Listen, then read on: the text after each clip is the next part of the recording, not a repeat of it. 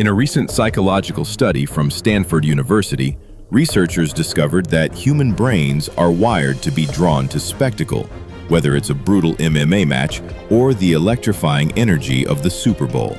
But if you think modern stadiums are impressive, imagine a structure that could seat over 50,000 people, host naval battles, gladiator duels, and public executions nearly 2,000 years ago. Now picture this. It's the year 80 AD. The Roman Empire is at its peak. Crowds flood into a towering amphitheater in the heart of Rome.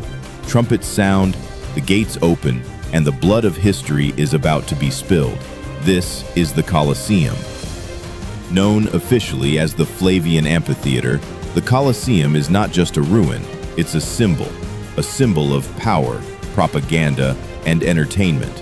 Built under the rule of Emperor Vespasian and completed by his son Titus, this engineering marvel was more than just a place for games. It was Rome's way of flexing its muscles to the world. Let's start with the structure itself. Standing at 157 feet tall, about as high as a 15-story building, it covered 6 acres. Its outer walls were made of travertine limestone, held together with iron clamps instead of mortar. That's ancient Roman engineering at its finest. The arena could hold between 50,000 and 80,000 spectators. That's nearly the size of modern-day MetLife Stadium in New Jersey. But unlike today's sporting events, seats weren't about money. They were about status. Roman senators sat in front. Women and slaves, they were pushed to the nosebleeds, if they were allowed in at all. Beneath the wooden arena floor was a world hidden from the public eye, a labyrinth of tunnels and cages called the Hypogeum. Here, gladiators waited nervously. Wild animals, lions, elephants, bears, paced in darkness. Trapdoors and lifts allowed sudden appearances into the arena, creating dramatic moments like a lion leaping from beneath the floor to maul an unprepared gladiator. Talk about next-level production value. Believe it or not, in its early years, the Colosseum was flooded to stage mock naval battles called naumachie. Engineers would seal the arena floor, pump in water, and stage full-scale sea battles with real ships and actors reenacting historic Roman victories. The message? Rome could conquer land and sea and entertain you while doing it. Entertainment, though, was just one part of the equation. These games were political theater.